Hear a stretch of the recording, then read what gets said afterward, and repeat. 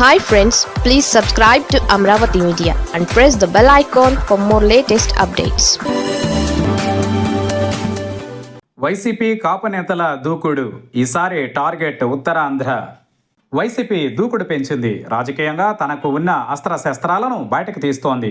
ఒకవైపు ప్రభుత్వం మీద విమర్శలు చేస్తోంది, మరోవైపు ప్రజా సమస్యల మీద ఆందోళనలు చేస్తోంది. అంది వచ్చిన ప్రతి అవకాశాన్ని సొమ్ము చేసుకోవడానికి చూస్తోంది. అలా కూటమి మీద వ్యతిరేకత పెంచడానికి చూస్తోంది. ఆర్టీసీని ప్రభుత్వంలో నుంచి వెనక్కి తెచ్చి ప్రైవేట్ చేస్తారు అన్న దాని మీద వైసీపీ నేతలు ఉద్యమిస్తున్నారు. అలాగే ఆక్వా రైతుల సమస్యల మీద స్వయంగా జగన్ రంగంలోకి దిగుతున్నారు.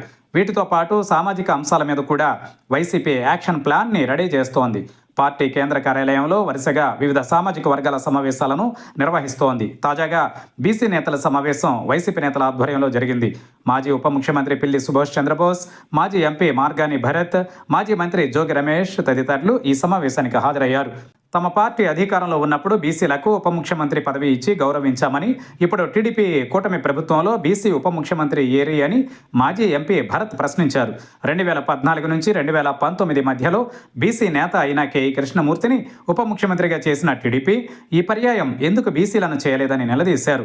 ఒక విధంగా టీడీపీని ఇరకాటంలో పెట్టడానికే ఈ రకమైన విమర్శలు ఆయన చేశారు అనుకోవాలి. ఎందుకంటే కూటమి ప్రభుత్వంలో ఏకైక ఉప ముఖ్యమంత్రిగా పవన్ కళ్యాణ్ ఉన్నారు. దాంతో బీసీల నుంచి ఈ డిమాండ్ తీసుకుని రావాలన్నదే వైసీపీ ఎత్తుగడగా కనిపిస్తోంది అని అంటున్నారు.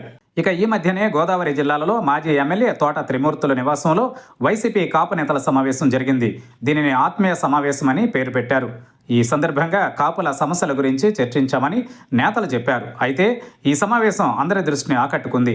ఏపీ రాజకీయాలలో కాస్త వేడిని రగిలించింది. ఈ సమావేశం కేవలం కాపుల అభ్యున్నతి కోసమే అని వైసీపీ నేతలు చెప్పినా జనసేన వర్సెస్ వైసీపీగా కొన్ని రోజుల పాటు వాడి వేడిగా చర్చ సాగింది.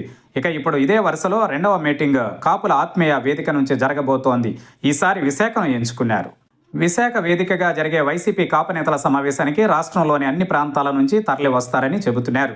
ఈ మేరకు సన్నాహాలు జరుగుతున్నాయి. ఈ నెలాఖరున ఈ మీటింగ్ జరుగుతుందని అంటున్నారు. బీసీలలో దిగ్గజ నేతగా మాజీ మంత్రి బొత్స సత్యనారాయణ ఉత్తరాంధ్రలో ఉన్నారు.